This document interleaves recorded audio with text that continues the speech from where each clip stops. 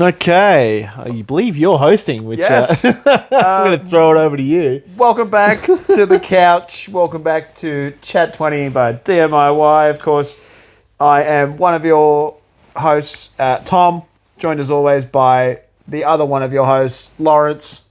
Glad you remembered my name. Yes, it's me, Lawrence. Sometimes Welcome it's a concern. Lorenzo, Lawrence, the DM guy. You've go by many monikers. We're here once again, live and in living colour, and we're going to talk again about D&D, TTRPGs, do our normal thing and go on tangents, divergence, and hopefully give some little nuggets of gold in the middle. I'm sure there's a few sprinklings there somewhere. Maybe. If you dig deep enough into the mystery that is our verbal diarrhea. Yeah, good luck. Even we have trouble deciphering our own brains sometimes. But anyway, let's kick off right into it. We spoke last week about player etiquette, and then we did say that DMs are not going to get off lightly. So this Absolutely. week, we were going to talk about DM etiquette. Our reckoning is here. And of course, yeah. And so when we talk about etiquette, of course, we're talking about, just things that DMs should and can do to facilitate, a better game for themselves and their group. So we talked about last week. We don't want this to seem like we're gatekeeping and saying, you have to do all these things really well or you can't do it. We just want to preface by saying that everything we're going to talk about is more so like hints and tips and our way of trying to pass these on to you guys just to assist you in becoming a better DM or being able to run a better game or facilitate a better game for your players. What was pretty cool too, and I love the interactivity and I want to encourage more of this, so please comment on our videos and stuff like that. I actually checked YouTube and we had a comment on there which was amazing. It was based on last episode too in regards to phones, and they've got kids, so they have their phone next to them in case they ever need to reach out, but they don't scroll through it, they just have it there and check periodically. Huge shout out to that, and of course there are exceptions to every rule. And of course life is important, and family is important and stuff like that, so it's by no means don't ever have your phones ever. It's it was a mere suggestion to try and get you more engaged in the game, but of course there's important reasons to have a phone nearby. Correct. For those kind of eventualities. Yeah. Important to note, like the things we talk about, things we talked about last week and things we're going to talk about this week, they're not, be all, end all, must do's. Definitely get involved, comment on the video, let us know what your thoughts are, anything that you guys do, or as a DM or a player that helps the table run a bit better. And a huge shout out for you, if you're listening again, I think you're going to know who you are, and I really appreciate you commenting and giving us that feedback too. So we hope that you listen and join us for many more. Thank you. That's what we're here for. And thank you again to all of you listeners that have got thus far. We're actually 2 episodes away from having 10 proper episodes. We've got bonus episodes out there as well, but this will be episode 9. Well, there and we then go. I'm thinking that episode 10 would be the final one for this season, and then we're going to go on to season 2. We're going to do a season structure. I reckon we're going to do a season structure, and nice. I think seasons are going to have different sort of flavours to them. So we've been talking a lot about our perspectives on tabletop role-playing games, but we're also moving into testing different RPG modes. We talked about that a couple of podcasts ago, and it is still in the works. So don't worry about that if you were one of the people that was rapidly waiting on us to start live play testing other TTRPGs and giving our feedback, because I think we're planning to do that pretty soon. We've actually got the poll and the discussion happening right now, and we're very close to being able to record it. And I'm thinking for it, we can actually record it in Citizen Cambridge, because shout out to Citizen Cambridge. We're going to talk more about them, and Hilton, who's the amazing general manager behind the Golden nugget of a place to find. Yes. But more on that later. But I think we might do those kind of things there too, which is Definitely. Yeah, I think that's great. Twofold. You get to see us play test new TTRPGs, give our feedback. You also get to see the venue. Just, the venue, the vibes there. I think what better way to play, spoiler alert, Call of Cthulhu, in this dank, dark kind of dungeon. Dungeons go well with everything, apparently. Absolutely. It doesn't have to be Dungeons and Dragons. But yeah, no, definitely something that people should get pretty excited about. I think it's going to be absolutely epic, and so please keep in tune for that. And I think we're going to move straight into... Yeah, we already got on a big tangent. So let's kick off with circle back. DM etiquette. So we touched on this... Oh, hold on. In case you're wondering, we are drinking a nice little dram of whiskey. Whiskey. I was going to say scotch, not scotch, whiskey. This is English whiskey, so I apologise to all the Scottish... Or I don't apologise to the Scottish people. Nah. No, I'm kidding. So, DM etiquette. We spoke a little bit about this, and a lot of things we talk about today are probably going to tie back into our episode, So You Want to DM, because we spoke about some of these... Lawrence is reclining. So we spoke about some of these things in the So You Want to DM episode, but obviously today's episode is entirely about DM etiquette, so we're going to be able to expand on a few things. So these are in no particular order of importance. These just as we kind of vibe check them on the way in. First thing, and we spoke again in the DM episode. This was a hot topic. Prep work, yeah, exactly. Prep. So DM etiquette and prep. What's your thoughts first? We have mentioned before about not over prepping, but I think that to a certain degree, a minimum amount of prep work does make for more interesting games. And you can simply do them by dot points, but going into a session as you've had time to do, as much as you expect maybe players to turn up on time, I think it's good for a DM to turn up prepared. And ready to get into to an imaginative role-playing state of mind. So I think having a minimum prep where you at least have some dot points that you want to have at the ready for your players to bring them always helps. It helps make for a more structured game, but it also means that you're ready to get into it and the games are going to be correct. Yeah, I'm on the same. Personally, I think that's... I'm on the same mindset. We spoke about player etiquette, arriving on time, respecting your DM's time. As a DM, there's also a modicum of you need to respect your players' time. So, not sure how your table might work. We play on a weekly basis, and we rotate a campaign each fortnight. Some groups may only meet once a month, once every couple of months. So, time is of a premium, and a bare minimum level of prep as a DM is it's gonna give you so much more bang for your buck in terms of time. Because the more you have kind of ready to go, and as we said, doesn't have to be paragraphs, it can be dot points. Just know a beginning, middle, end. The more you have prepped and ready to go, the less time you're spending umming and ahhing, scrolling on, like up and down on your phone trying to find stuff, and killing time. Because nothing's worse than getting to a session. You take a day off work, maybe you put time aside, you get there, and then your DM spends like an hour just kind of like looking at the screen of their laptop, going, okay, well, yeah, now I don't know. So I think it's a model. We expect players to show up on time and respect us. Vice versa. Again, you might be really great at improv, and if you are great, just a little bit of prep. And to reiterate too, it's important to know for some people, I completely get that life is busy. I've got a new full-time job that I've moved into, which is going fantastic. But my times of when I'm actually free to sit down and prep work has changed. I'm still trying to balance a lot in the week.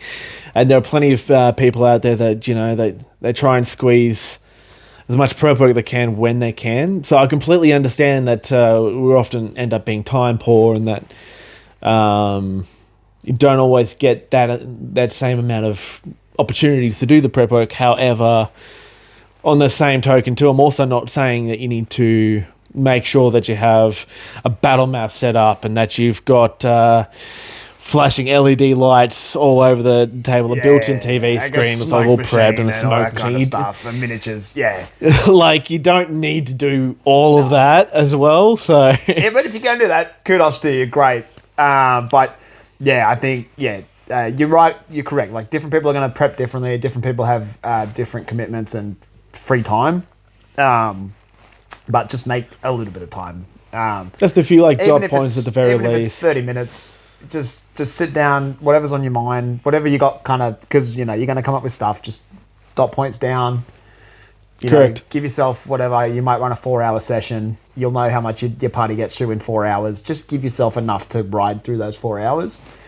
You don't have to be a master of prep. You don't have to have minis, battle maps, all that kind of stuff. No, not at all. And like what I did today was I went to work and I actually was just used a car trip to imagine what I wanted to do during D&D. Yep. Which has helped me to actually do that bit of prep before getting here today as well. So like taking those kind of like quiet opportunities always help. If you can't sleep, that's another good one. Yeah, Dad. Most of my most of the nights where I find myself tossing and turning in bed and not being able to sleep is because mainly I'm thinking about stuff from my campaign.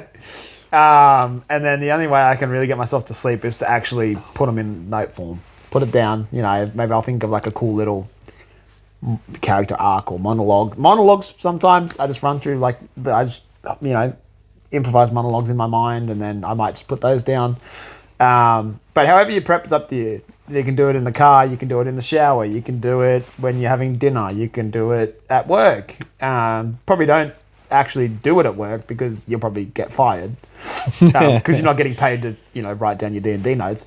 But just a little bit of prep is going to improve your experience and your players' experience, and it's going to show, as much as your players are there to support you, that you're actually you're actually doing the bare minimum to create a fun and engaging game, to reward them for, again, we've got a player that drives 45 minutes to 50 minutes Correct. on a work day, to she works all day and then she drives up here and she drives home late at night, and it's like, you can reward those players by just giving them a fun and engaging session just by having enough prep work done. I really couple of players too, like on that note, including that that person that drives that 45 minutes here and back. They're also very good note takers.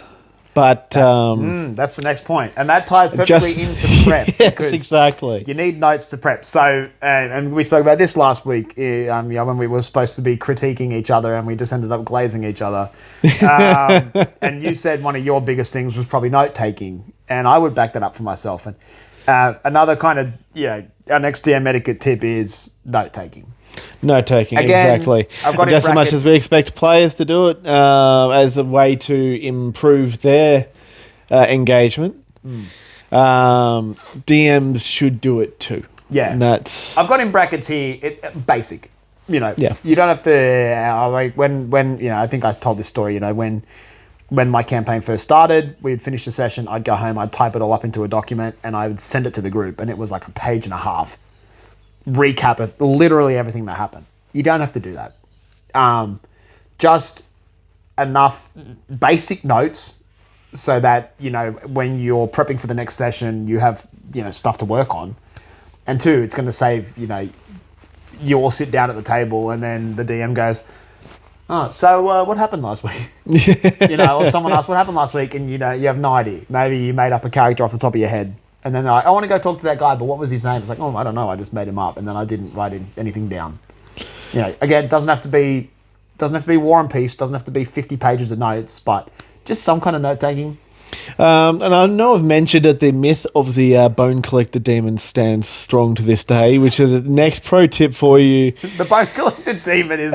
probably be a little bit more detailed in your note-taking than just writing Bone Collector Demon in a random part of your session notes. Yeah, that's like almost as funny as like the sexy goblin trope, where it's like when the players like sneak a peek behind the DM screen and all they see is a note that says sexy goblins. So it's like, for Lawrence, it's Bone Bone Collector Demon. Yeah.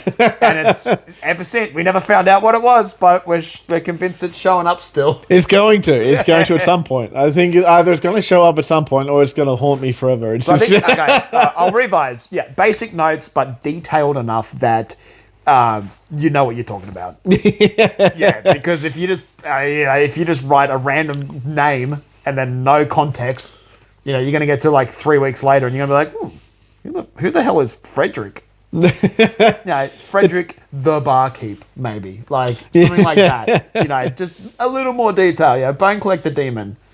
Demon that collects bones of, dead people. I don't know. yeah, exactly. Yeah. Bone Collector Demon, A foreshadow it or something Anyway.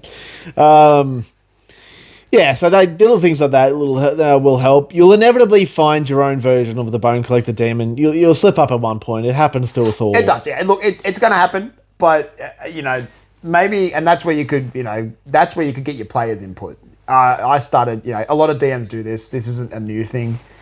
I did it in the last session of my campaign, and I'm going to do it moving forward, is getting my players to do a recap at the start of each session.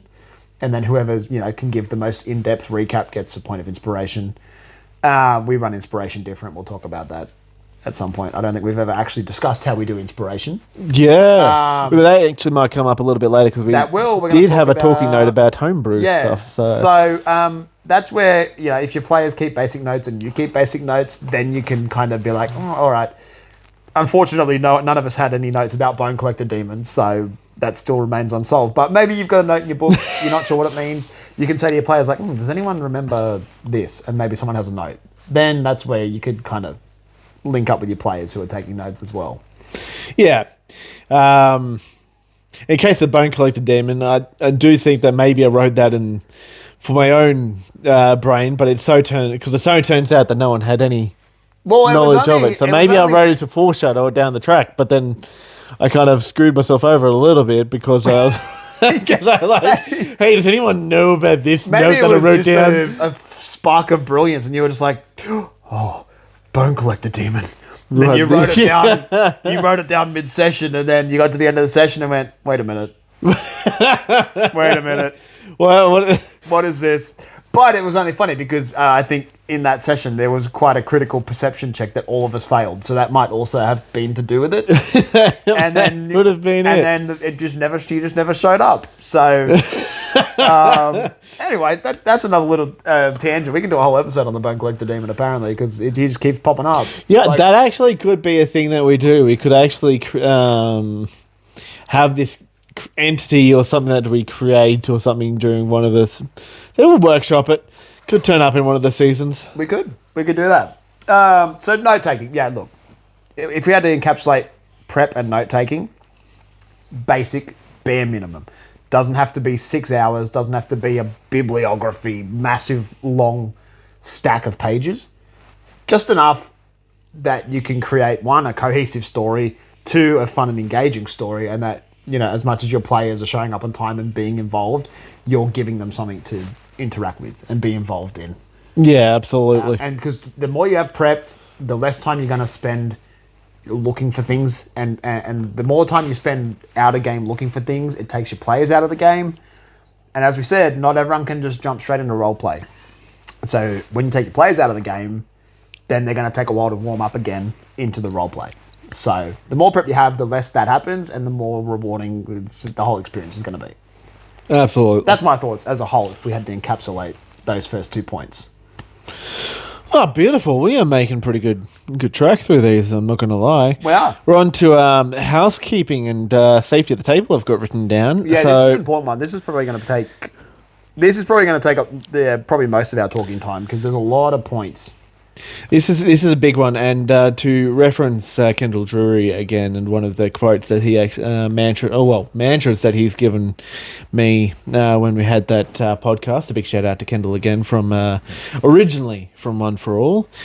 But Kendall had this mantra which was my table, your story, our game, and the first point of that really does reflect on this topic, and like my table is you kind of play the mother hen role. You're looking after the players around the table, making sure that it's a safe environment for them to engage in creativity, and a safe space for role playing, and a safe space for just being there with a group of friends. Yes. And that's so there is a little bit of mother hen rule, which is why he's got my table.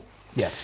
And I think that's very important that at the table that the players and the DM have like this sort of set of rules for each other that to help guide how they interact with each other. Yeah, I think you nailed it. You nailed it right on. Like you hit the nail right on the head. Is at my table as a DM, you are kind of like you said, mother hen. I was gonna say, like you're the responsible person. You're the father figure. You're the patriarch or the matriarch of the table. Yep.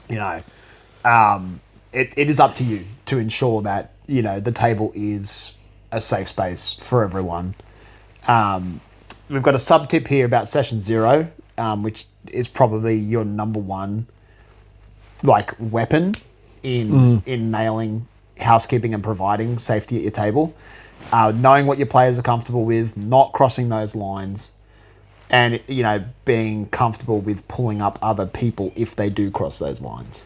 Correct. And the other thing to take note, and this is also for the players out there as well, we're all humans. We all happen to forget things and like important sort of like please don't go there kind of topics. If the DM slips up and accidentally includes something, you can casually remind them either privately outside of the game or send them a message or do something. You don't have to announce it in front of the table if you don't feel comfortable. But also feel free to bring it up with your DM as well.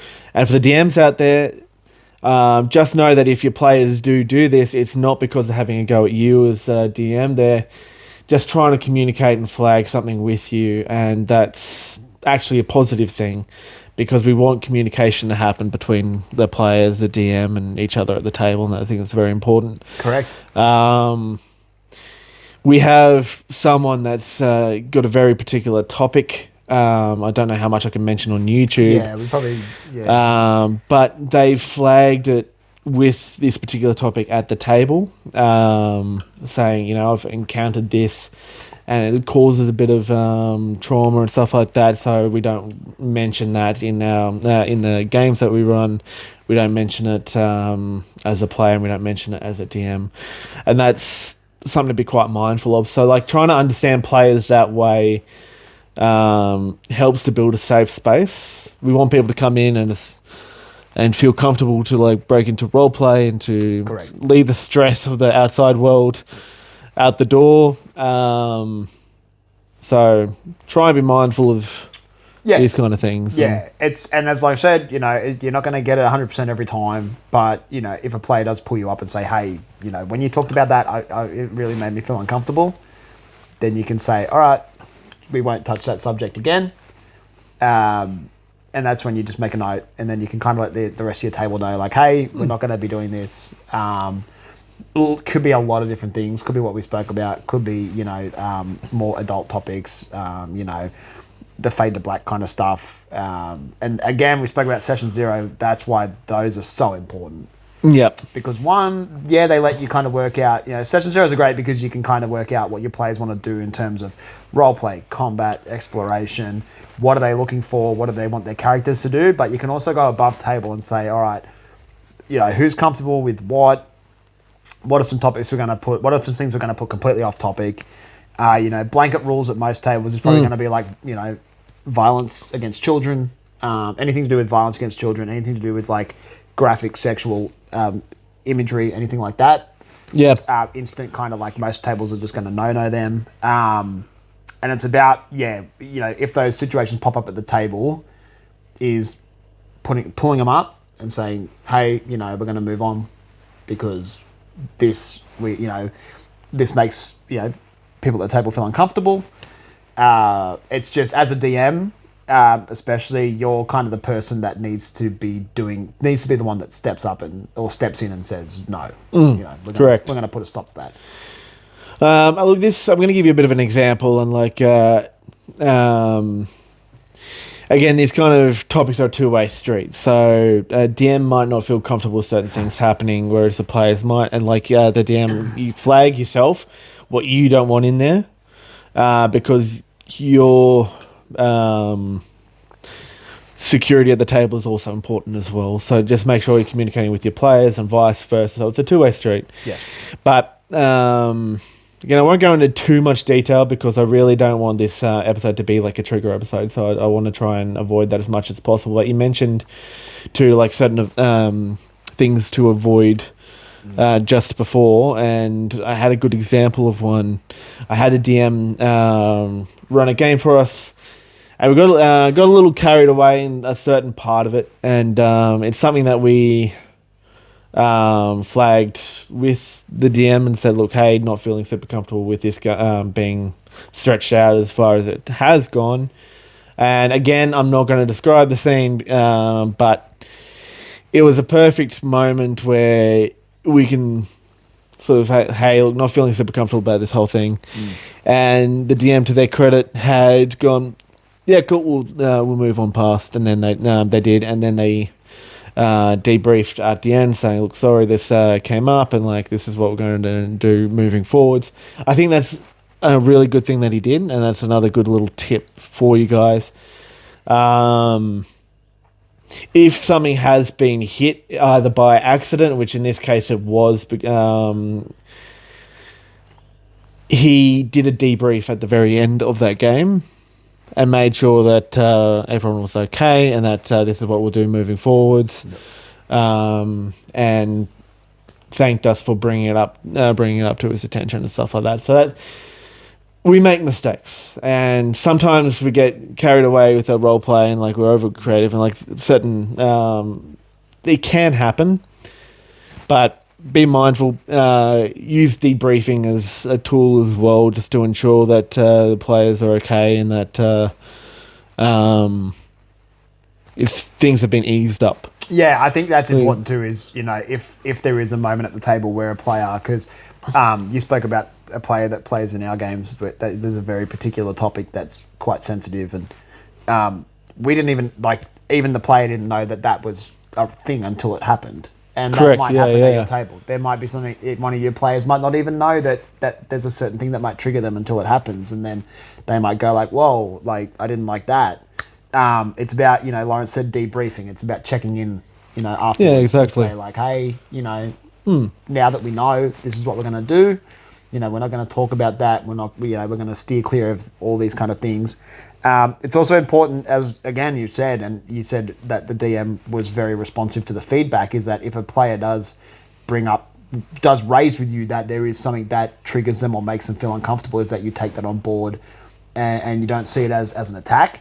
Because again, it might be a complete accident. Maybe you're not aware of it, and as Lauren said, we stuff up. If a player does pull you up and say, hey, I didn't like it, when you did this, it made me uncomfortable, take it on board. Don't say like, oh, well, I'm the DM, this is how I run it, so if you don't like it, get out. Be open to feedback and to changing up your style, and making sure that all of your players are having a fun time and feel comfortable. Absolutely. I think I'm going to mention this because I think it's important, and I think it shouldn't be shied away from, and I think it's something that's very beneficial that we can do for our players too. Because again, we all have very stressful lives. We all have our own internal battles that happen and stuff like that, and it's for the players and for the DM. And I know it's a bit of a deep conversation, but bringing back to like how my table and like making sure that we're looking after each other at the table is check in with people. Check in, make sure that everyone's, ask how they're doing, they're okay, and open those conversations and dialogues, because at the end of the day, we are a group of friends and people that look out for each other, and we want the community to look out for each other. And so I think, we have things like Are You Okay Day? I think it should be Are You Okay 365 days. Oh, look, I am of that belief as well. And it's it might sound counterintuitive because, last week we spoke about table talk and, when you're playing the game, play the game, but also make time at the start of a session or after a session to check in. And we did give that tip as well. I think that's a really important part is make time for table talk to happen at the beginning. You can go and move out of that. But if you have that opportunity at the start to check in with each other, just ask how everyone's doing and be there for each other and just pretty much, are you okay? And just know that there are people out there and there's communities that want you to be able to build your social network, your circle, and that people genuinely care. And I think that's a big thing about tabletop role-playing games that are huge for a lot of people is it's an opportunity for people to build that sort of social connections with each other, to build those that circle, that network that they can rely on. So I think it's important for people to know in all of this too, to check in with each other. Yeah, 100%. I think you've explained perfectly why the two of us specifically enjoy tabletop role playing games, is because of the relationships or the friendships that you form through them. When we do our D&D nights or TTRPG nights at Citizen Cambridge or previously at the Hideout, is just seeing the smiles and the joy that it brings to people. And you get there by, checking in and running a game that makes people feel included and as part of, the family or the group or whatever it might be. Exactly. And the biggest thing I can recommend to DMs, because especially considering we're talking about DM etiquette, is to facilitate this safe space, to try and take advantage of some of the tips and stuff like that, to build this sort of safe environment for your players to really feel comfortable, and also give yourself an opportunity to be there with the people around your table too. So huge shout out to all DMs and all players who have found a nice little community going. We're trying to do that with Citizen Cambridge, and the huge thing that brings a lot of warmth and a big smile to myself at least, and I'm sure you, is that we have made a safe space for our community. Definitely. We are consistent space, fortnightly and stuff like that, so people know it's coming up and they can join in there. Which is why I'm also reluctant to change the pricing for those consistent Thursdays, because it's huge for us that it's accessible for people. Yeah, and that's correct. That's what the goal was. Where as we talk about DMIY and those D&D nights and the way we're moving is making it accessible, making it available as frequently as possible to people that aren't able to find private groups to play with. Because we just have such a love for it that we want everyone to be able to experience it. That pretty much brings us to the end of that sort of bit of a deeper conversation. But I think it's important to flag, because it is a very stressful, very very scary world at times. It could be an amazing world, very beautiful world, but it can be very scary too with everything going on. We won't turn this into a political conversation, but I think what's important to remember is a lot of people play tabletop role-playing games to escape. Much like people play video games to escape reality. A lot of people play a D&D, a lot of people play TTRPGs to escape reality. So, the world can be a dark place, the world can be an uncomfortable place. There's a lot of stuff going on in the world that a lot of people don't like and aren't comfortable with. So, anything you can do at your table to provide that safe and comfortable space for them to be themselves and to let themselves immerse themselves in the world. And again, I'll just, as a last point, there might be edge cases, right, where, and again, this is why session 0 is important. Maybe your table is comfortable with doing these more graphic kind of things. That's why you have a session 0. And, that's where you make it, that's where you get the whole group on board and you say, all right, I'm going to make this more of an adult campaign. We're going to do this. We're going to do this. We're going to do this. And if they're not comfortable with it and you really want to do it, you're going to have to find another group. You need to make sure every player is on board, every player is comfortable. Because at the end of the day, that's it. That's what they're there to play. They're there to get immersed. They're there to be part of the world. Absolutely. And, if you're not going to listen to them and help them feel comfortable, then, they're not going to want to be part of that world. Yeah, correct. And just before session 0s, that's a good little segue into a little tidbit is What would you have in a session 0? What points would you get sort of encompass? Okay, so I the session 0 I did for my long running campaign probably wasn't great. As a bare minimum, I think it's great to gauge from the so obviously information about the world that you're running, the campaign you're running, what the players can expect. It's also good to gauge what the players are looking to get out of the game. Yep. We talk about D&D as being, TTRPGs in general are kind of like they all rely on the same 3-pillar structure: combat, roleplay, exploration. Different players are going to want different stuff. So I think gauging, I'm part of a campaign that runs once a month on a Saturday, and the DM of that campaign, Henry, was great. We did a session 0, and he said, before we start, what does everyone want to get out of this? And we went around the table, and everyone kind of I would like to role play more. I would like to do this. So if I had to say it's bare minimum in a session 0, you need some information about your world to get your players involved and wanting to be part of it. What they can expect, what they would like to achieve, or what they would like to see more of. We'll talk on this in a little bit. Homebrew. If you're intent on using some homebrew rules, session 0 is a great time to bring them up. And then I just think general like housekeeping, as we said, table rules, that kind of stuff.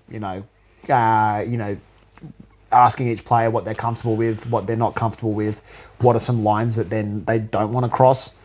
You don't have to go into the nitty gritty, but I think everyone will kind of be on the same page. And you'll know what you're talking about when you get to there. As we sort of fade to black, not a lot of tables run graphic adult stuff.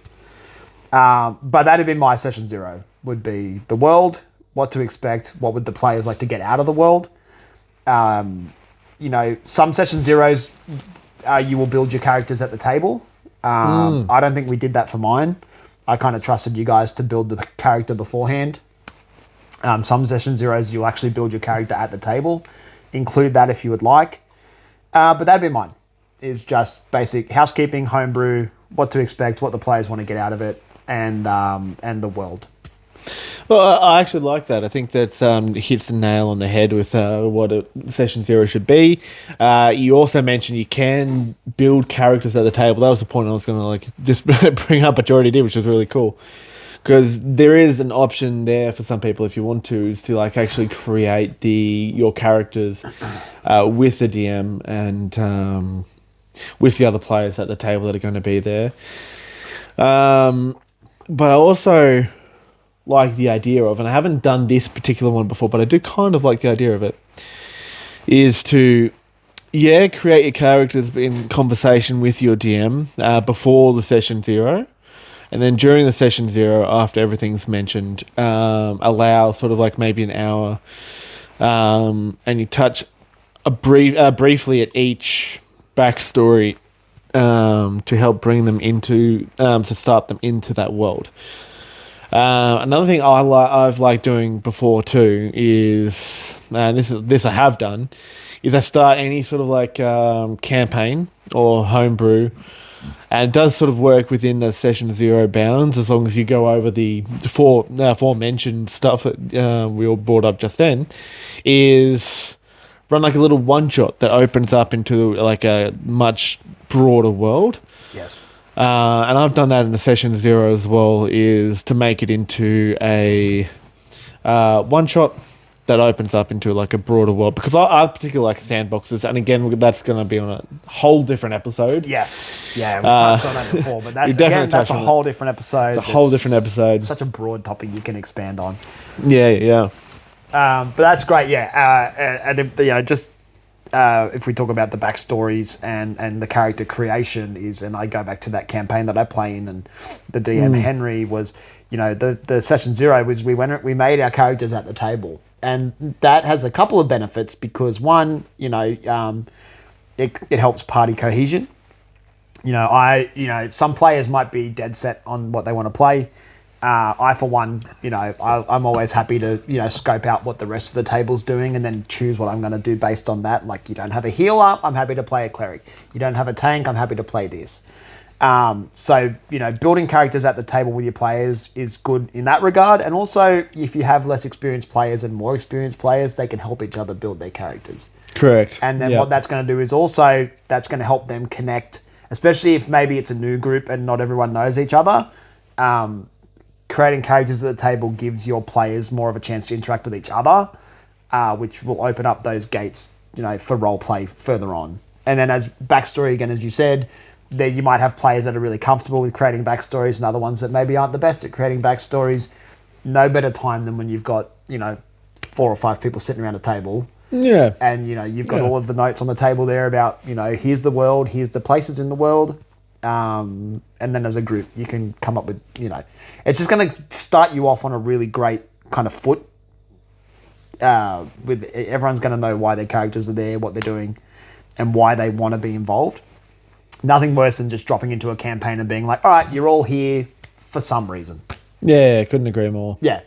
And that's what I might do for my next campaign if this one ever ends, is to actually sit down and build the characters with it. I think that could actually be a lot of fun. I think it's a great idea, and you can make maybe you make a day out of it. Maybe you pick a day sometime, and you get some drinks, or you get lunch, and you all sit around and you just talk about the world. And you maybe, and here's another thing that I didn't even mention that some people do in a session 0, or that they do before a session 0, is some DMs even allow their players to be involved in creating the world.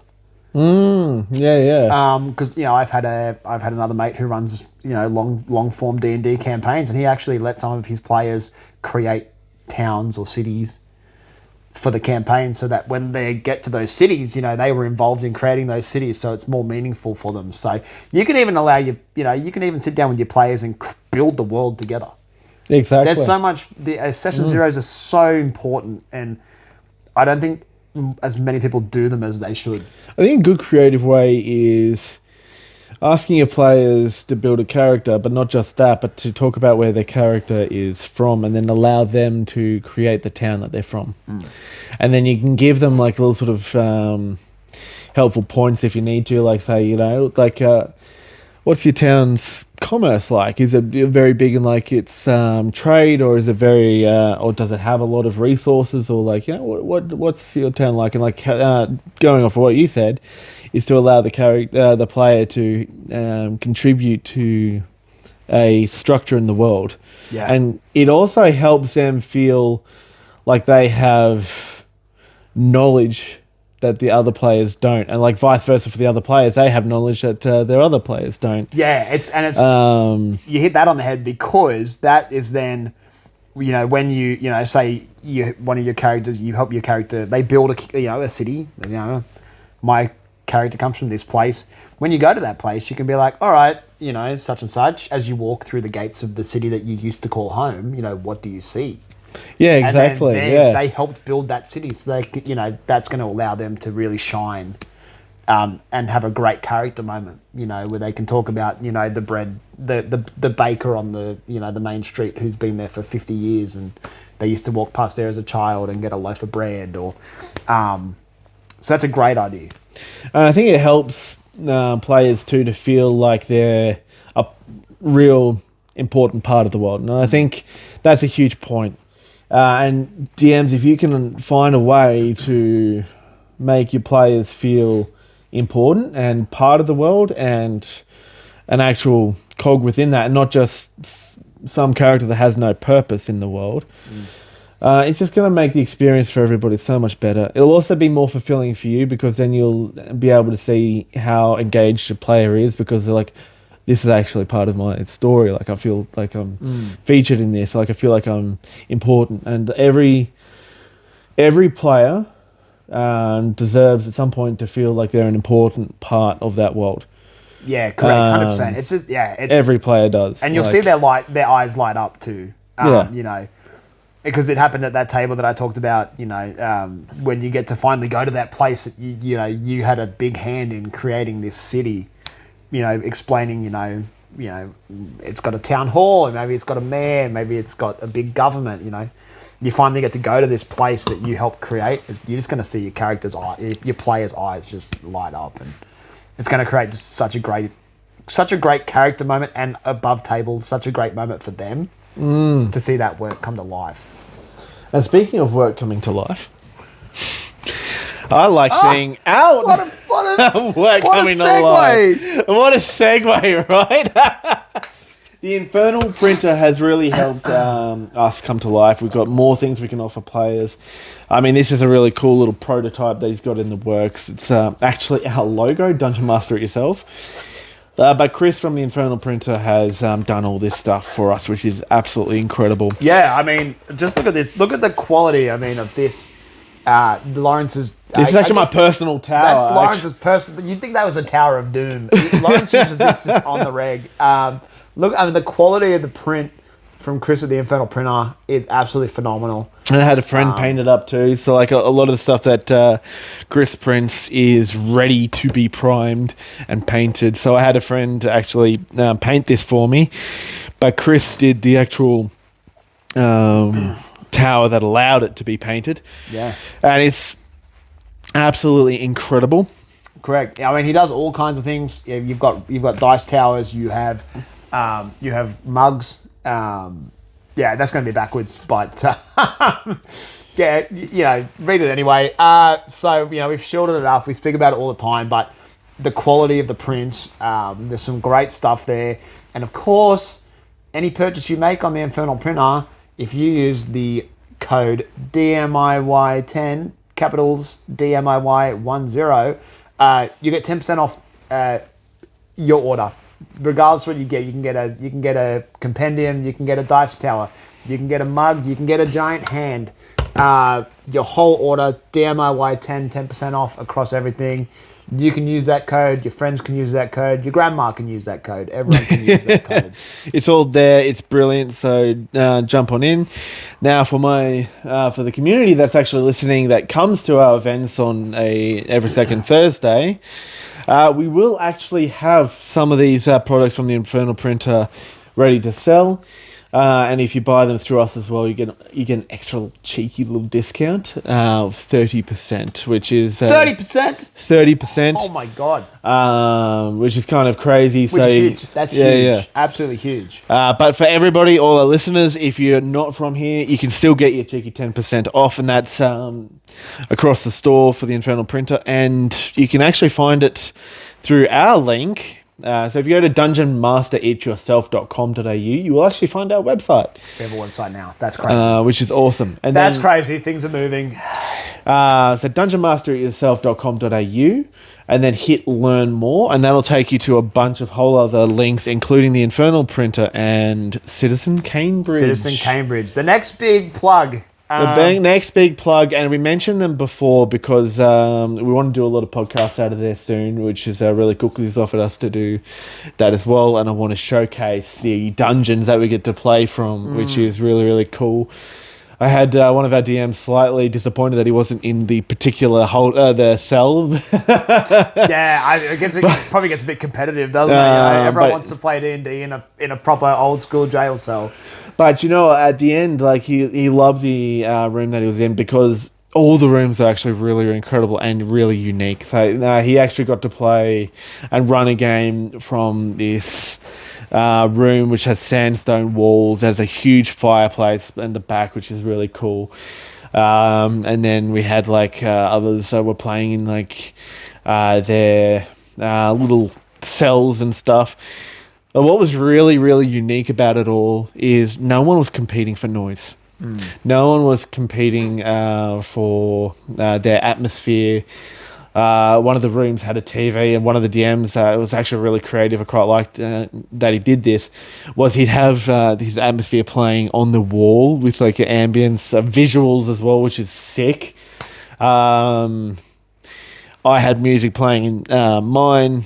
It's just a wonderful little vibe, and Hilton is a generous human being. He's a general manager there, and he's allowed us to use this space. He's got amazing food, amazing drinks available.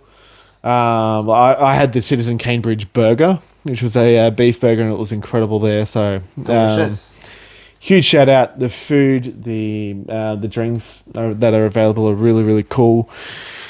And it's tabletop role-playing games in an actual dungeon. You can't go wrong with that. So And I mean, even if you can't make it to TTRPG night or D&D night, I mean, just go along to see the venue, try out the food, the drinks, support like a local business. Just check it out because he's been so good to us. And if you can't make it there to play D&D, just go there for a feed and a drink.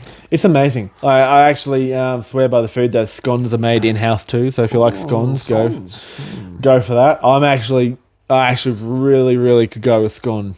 I reckon tomorrow. Right. I won't have it right now because I'm at home, but I want to turn up there tomorrow and get myself a nice little sort of Grab a fresh little scones. scone. Yeah. Just like some strawberry jam and cream. Really good stuff. So yeah, if you're not there for the Thursday nights, that's okay. Jump in on a different night. Come say hello. Come get some food. Come get some drinks. Definitely. Bring your vibes. Definitely. So huge shout out to the Infernal Printer. Thank you, Chris. And thank you, Hilton from Citizen Cambridge out in Berrima. We want to see you guys there.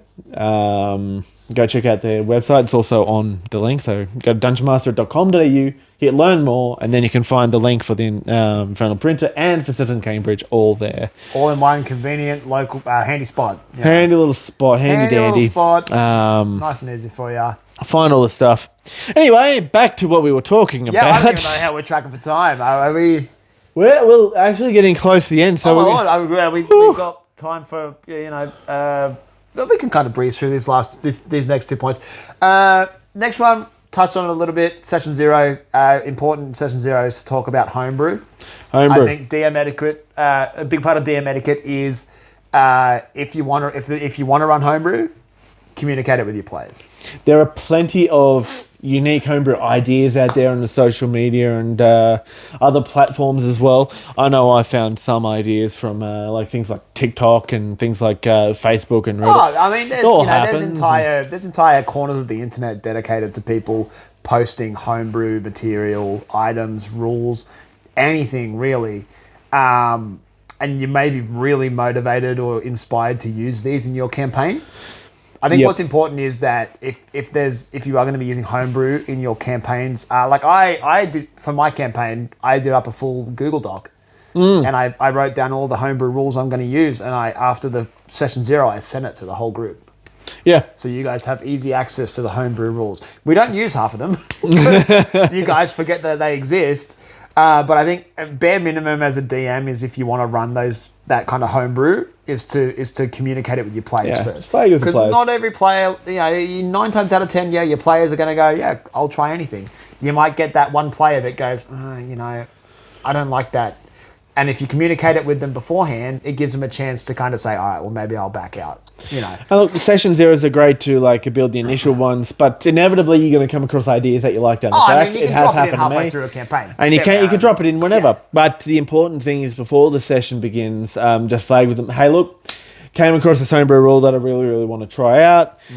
This is how it works. Do you think we can try it out this session, see how it feels? Yeah, it's not set and forget. You might try it out and you might realise that it sucks, and then you might go, all right, well, next session we're going to go back. Or maybe you like it, but your players don't. Keep that in the back of your mind too. Just because it's something that you enjoy doing yourself, if 99% of your players at the table go, don't like that, I'm not having fun with it.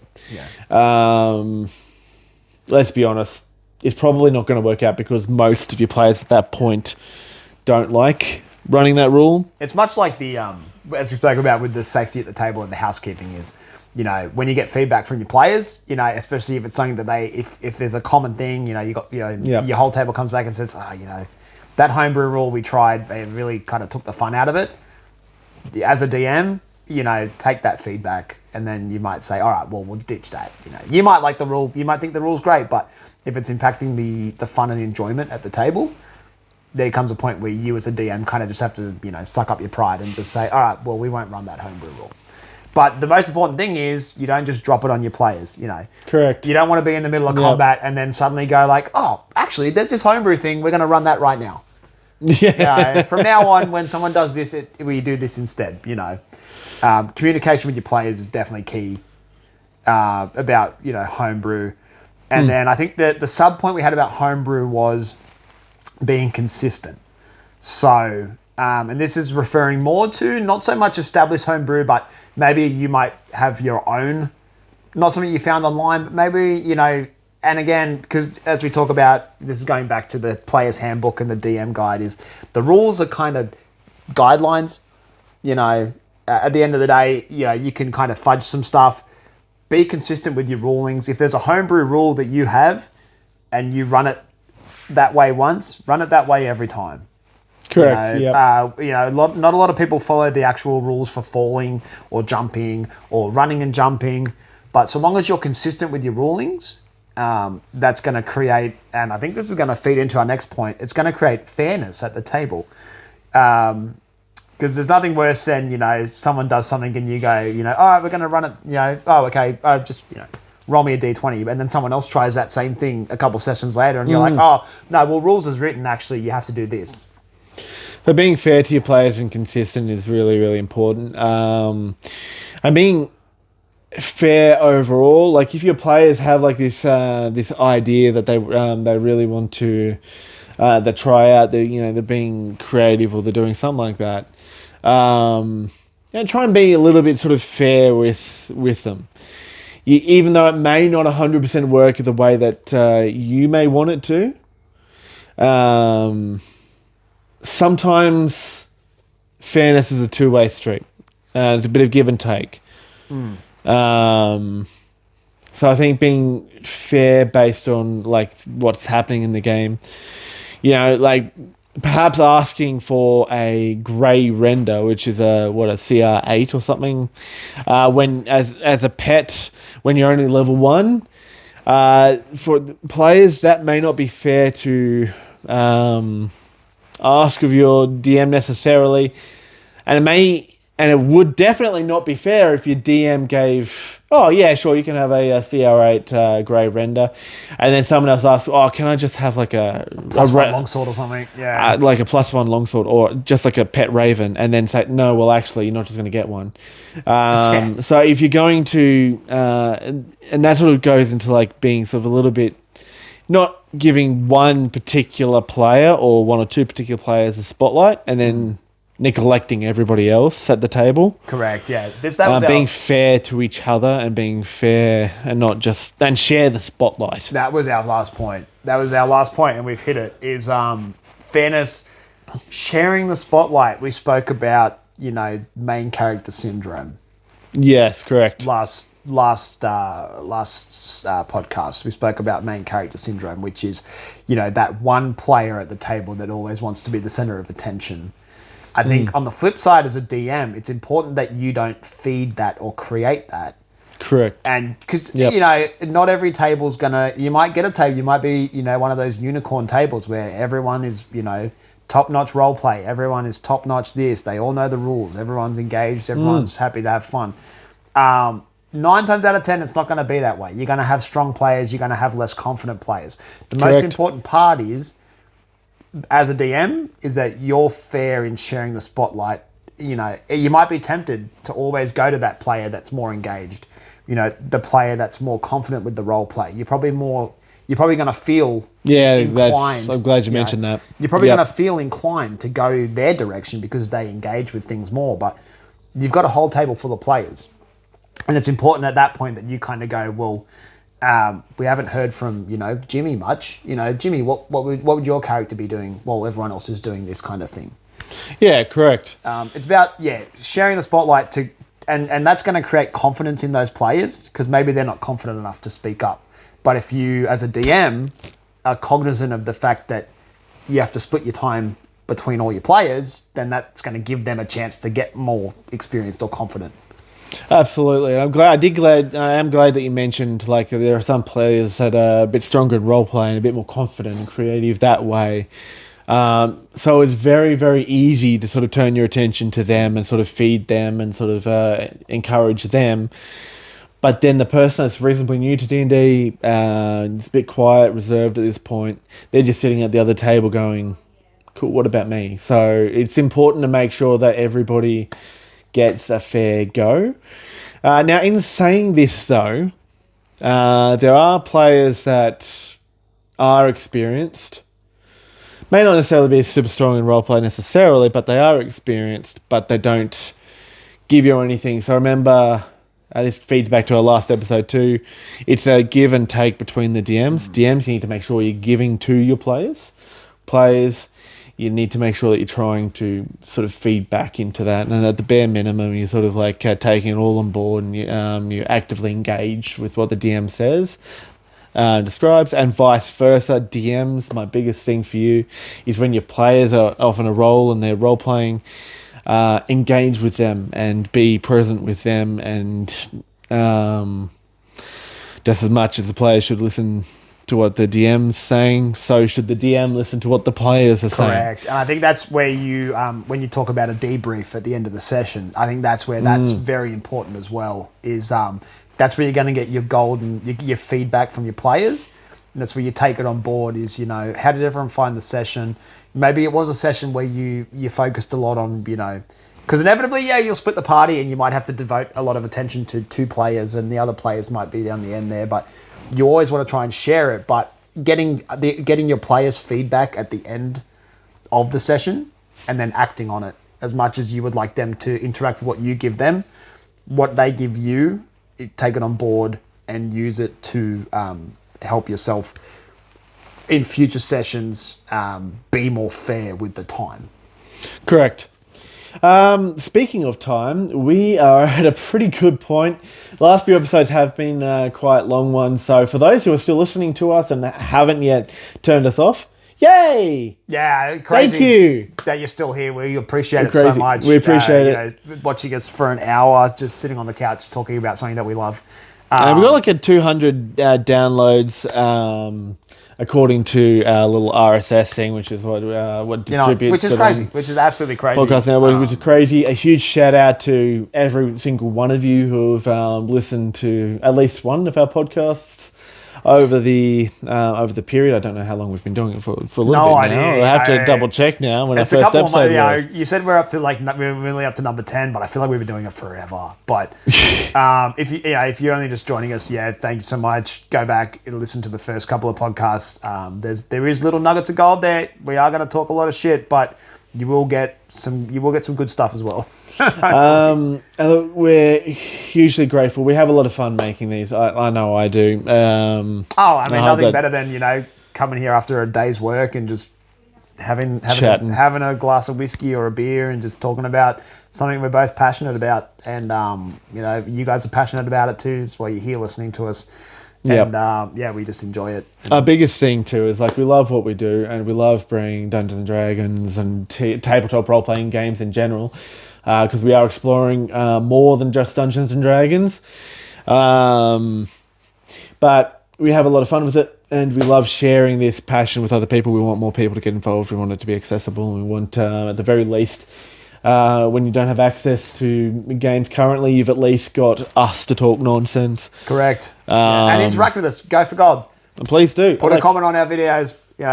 Interact with our podcast. Jump on the website. I had another comment, and this is what I want to bring up, and I want to flag it with this person because I know I've replied to them.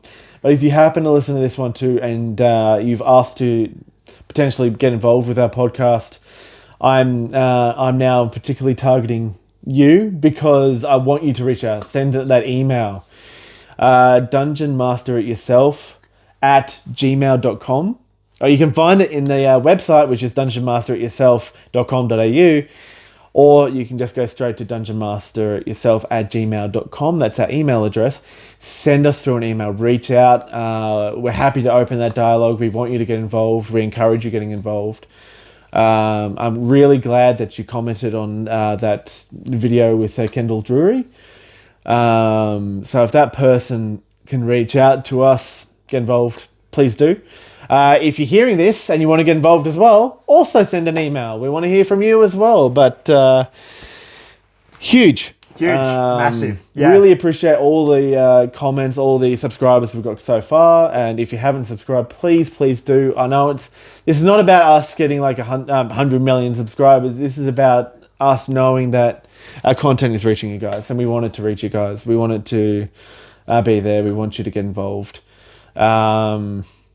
And it does encourage us as well. Like I love seeing that kind of stuff pop Hell up. yeah. I mean, when you guys interact with what we do, it just motivates us as well. It makes us, nothing better than seeing people interacting with what we're doing, and that just feeds us and creates that energy for us to keep going and creating more and branching out and giving you guys more. So the more you interact with it, the more you interact with us, the better. Better it's going to be. Honest. Yeah. And for one final note for DM Etiquette and one final note for us before we do the whole, make sure you subscribe, like, and hit the notification bell, all that Hit the stuff, bell and blah, blah, blah, blah. Yeah. all that kind of stuff we do. In your debriefs, DMs, allow there to be a moment for what did I do well? What can I improve on? And what was your favorite moment? Those three questions are great to find out the perspective of the players and how they're finding the games happening. It's also good little feedback for the DM as well. It gives something positive that you've heard, and don't be shy of requesting what can I improve at. We've touched on the last episode where we gave me some feedback that I use emotional sort of storytelling quite well, but I also use it somewhat too much and not to rely on it over and over and over again. Stab us in the heart. And to mix it up a little bit and to add a little bit of lightness in there as well. So that was the feedback you gave to me. And same thing for everybody, for the DMs out there. Don't be scared of getting that little bit of feedback because it does help us to progress as DMs and to move forward and to learn different techniques as well. And a bit of insight into the players' world as well. Correct. Yeah. That's a good little tidbit that snuck in at the end there. We were ready to sign off, and then you just came in with a little nugget of gold. Now here's where it gets a little bit dangerous for us. Wow. Because we're going to segue into giving us feedback. We want to make sure that what we're giving to you is being enjoyed. So if you have any feedback from us, I'm going to ask you the same questions. What are we doing well? What can we do better? What was your favorite moment? And I want you to comment that. I want you to, if you prefer it to not be on a public forum, I completely understand. Send us through an email. Say, hey, look, really like this. Really think you could have touched on that. Really think you missed this point. My favorite moment was this. This feedback is hugely valuable. Yeah, I mean, do it publicly. Just shame us, name us and shame us.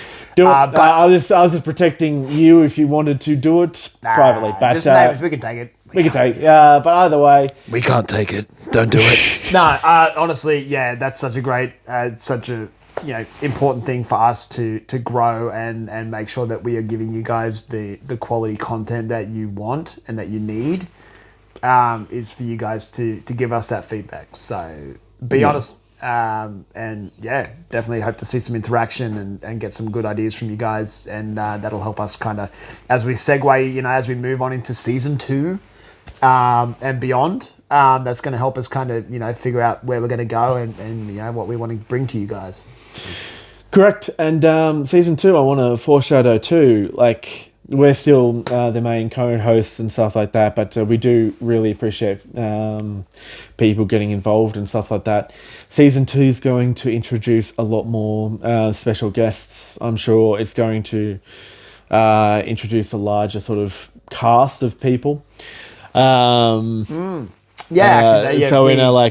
of games, we're going to try and record them for YouTube as well as having them podcasted. So this is something that's quite huge that's coming up. So it is going to welcome a lot more people on board. Yeah, you can see a lot of our friendly faces of maybe some of our DMs that run Citizen Cambridge games for us.